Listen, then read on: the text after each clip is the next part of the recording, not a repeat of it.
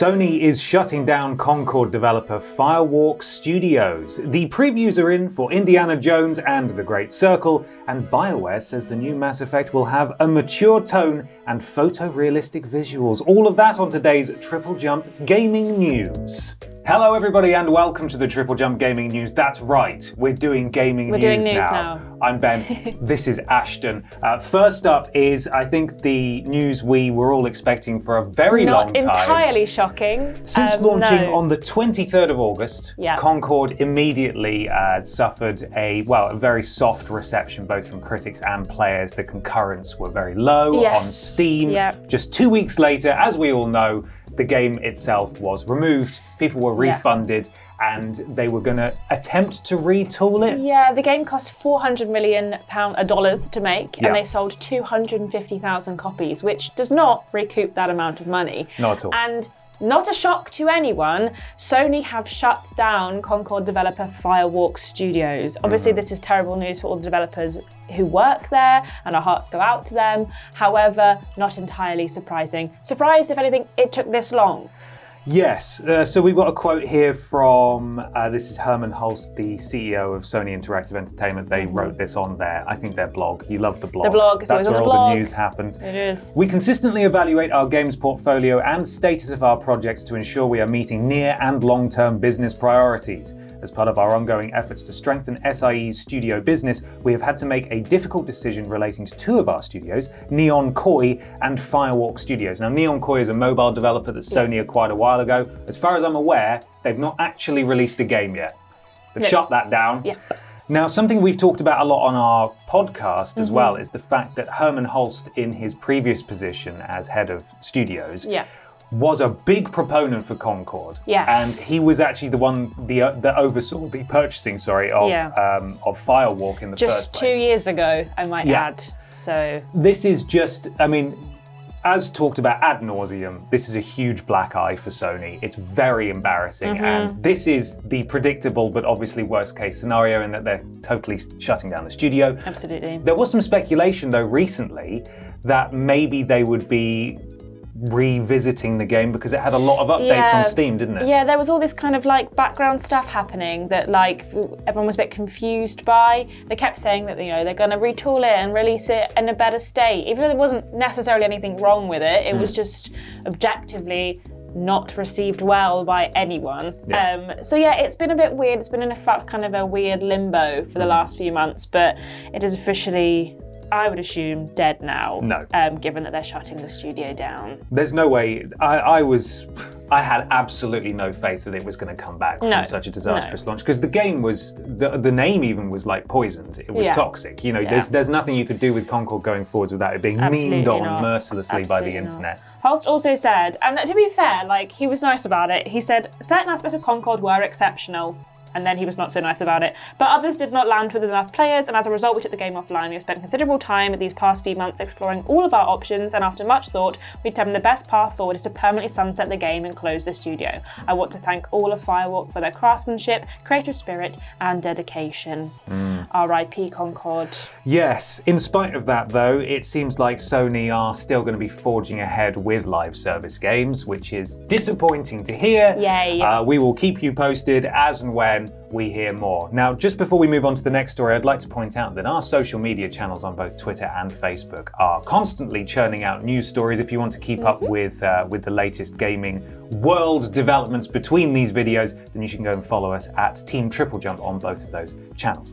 Moving on, Ashton. Moving on. Indiana Jones had got a bunch of previews from a bunch of reviewers, and things are looking good so far. We've got quotes from Pure Xbox, IGN, Games Radar, and Eurogamer, and all of which seem pretty happy with it. Pure Xbox said when our almost 3-hour Indiana Jones preview session came to an end, we didn't want to put the controller down, which is a ringing endorsement of Machine Games' latest efforts. There were very few bugs in this early code, which is another great sign, and all in all, the Xbox adventure is shaping up to be rather nicely indeed. It's coming in December, in case you don't know, but we've got a few other little glimpses of what people think as well. Yeah, this is really exciting because this is, Machine Games obviously known for Wolfenstein, and in the footage that we've seen so far, you can definitely tell that it's the Wolfenstein developers, especially the combat and things. It looks a lot like that. Indiana Jones Huge IP. I think it's sort of Todd Howard's dream game, isn't it, that he's been wanting to make for a while. Absolutely. And he is, I'm not sure what position he has in it. Is he just He's the executive producer. Executive producing, as it says in this next quote from IGN. I don't know if executive producer Todd Howard, who famously pitched this idea to Lucasfilm many years ago, had machine games in mind when he came up with it, but the pairing absolutely works, and I absolutely can't wait to experience the rest of Indie's latest adventure. I've heard some people call it less of an action-adventure and more of an adventure-action. Interesting. So that's sort of like a weird distinction someone felt the need to make. Yeah. But I suppose that is kind of what an Indiana Jones game is. So like Indiana Jones movie even is. There's more adventure and you shoot a few Nazis, but for the most part it's, adventure. Could be a really big back-to-back win for Games Pass in terms of having Black Ops 6 and then going on to this, and it's releasing on PS5 early next year. Can't remember the exact date.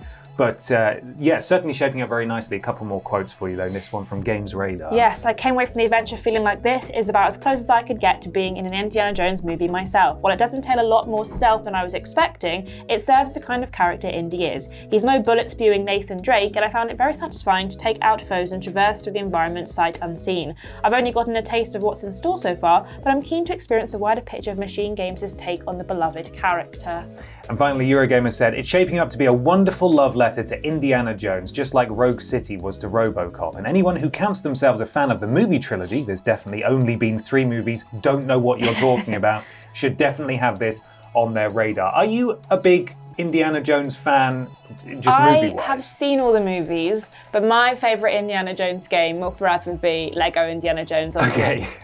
It's the best game ever. So this cannot come close for you. Well, no, but it can try. It can try, and I am excited, and I am really glad that it's doing well because I wasn't so sure about it. Some of the clips we'd seen, I was like, it looks cool, but I'm interested to see how it fully plays. Yeah. But this is very promising, and I'm excited for it to come out next month. Brilliant. And I have Game Pass, so buzzing about that as well. No excuse not to play it if you have Game Pass. I'm no fan of the movies in that it's not that I dislike them, I just haven't really seen them. Yeah. By which I mean I haven't seen them. I watched them all again last year, and some of them have aged badly, but hey, we love them. I like adventure action games though. And I really like machine games. I like the Wolfenstein games. So I'm cautiously optimistic. These previews are very promising. Yes, they are, absolutely. And as long as it's sort of a high octane roller coaster thrill ride with Indy and his Jones, then I'm all in. I'm looking forward to playing it. And the last thing for today is that Bioware says the new Mass Effect will have a mature tone and a photorealistic visuals. Now, you are a big fan of Mass Effect. I love Mass Effect, yes. Are you excited for a mature tone and photorealistic visuals? I mean, it's always had a mature tone and, to a certain extent, photorealistic visuals, as far as photorealistic aliens can get, because we don't know what they look like. They don't know. They might be There's blue. No photos, I don't know. Absolutely not. I'd be disappointed if it's not that. I think this came about because there have been some questions raised following Dragon Age: The Veilguard, which has some more stylized visuals, if Mass Effect might follow a similar thing. And he's basically quashed those rumors, essentially. So this is Mike Gamble, who is the Mass Effect franchise director and executive producer, who said, lots of people asking me about Mass Effect now that Veilguard reviews are out. Both are from the studio, but Mass Effect is Mass Effect. How you bring a sci-fi RPG to life is different from other genres or IPs and has to have different kinds of love. I'm not sure I agree with the Pixar thing. This is referring to comments made by another member of the studio in another interview. But Mass Effect is photorealistic and will be as long as I'm running it. Regarding tone questions, Mass Effect will maintain the mature tone of the original trilogy, he added. That is all I'm going to say for now. I think it's very funny that people saw a game made by the same studio and are like, this must be it for all the games then.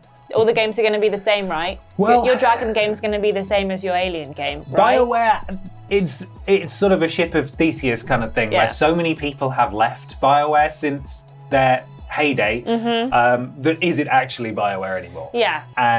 But people have been saying that this is a bit of a return to form from BioWare for Dragon Age. It's a good game. People have really enjoyed it. Some people are angry, but they always are. But yes, I think this is great news that BioWare have kind of, pulled it out the bag a little bit with Dragon Age: The Veilguard. Yeah. If they make a good RPG. We love a BioWare RPG in this house, and I'm glad that they've made another good one. That's exactly it. I think this is This is why people are asking questions now, because Bioware hasn't been... I mean, they've made games that people have enjoyed, but they haven't really been on form for a good number of years now. This needed to be good, and thankfully it is good. And so I'd say I'm slightly less optimistic about the next Mass Effect than I am about Indy and his Jones, purely because I didn't like Andromeda, and the original trilogy is so special to me that having played it through the remaster a couple of years ago, it's going to take a lot of beating. Even if it's still really good, I'm not convinced that anything's ever going to top that. Yeah, you're excited, but you're tempering expectations. I'm one of those toxic fans. Oh no.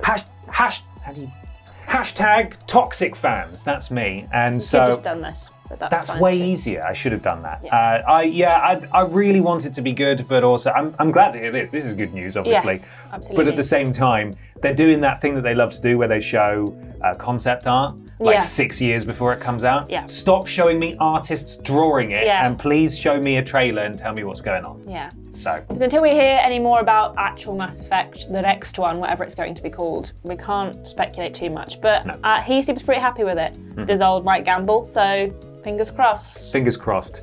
And thus concludes our very first news video. Thank you very much for joining us for this. We hope you found it illuminating and informative. We'll be back very soon. Follow us on the relevant social media channels to keep up to date with breaking gaming news. And of course, listen to our podcast where we dive into these topics perhaps in a bit more depth. Until next time though, thanks for watching and goodbye. Bye.